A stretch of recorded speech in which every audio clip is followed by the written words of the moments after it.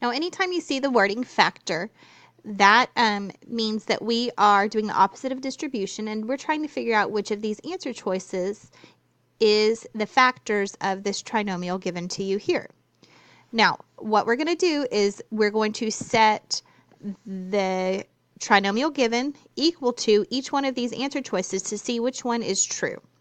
So we have an x, so we're going to store a 1 for my x value. We only have to store that. And now we will start typing our equation.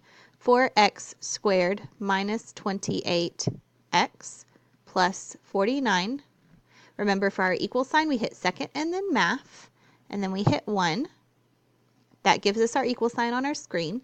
And then let's just try answer choice A. 2 times 2x minus 7. Make sure you close parentheses. We got a 0. That means that is not the right answer. That is not the right answer. So we want to try again with answer choice B. Our 1 is still stored for our x value, so we don't have to type that again. We just do 4x squared minus 28x plus 49. And I do second math to get my equal sign.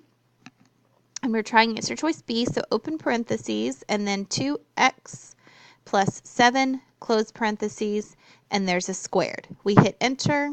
Okay, that gave me a 0. Remember, 0 means that's not the right answer. So now we need to try answer choice C.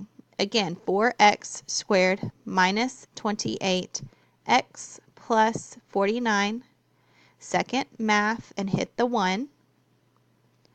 And then we wind up with, over here we do the 2x minus the 7, close parentheses, quantity squared.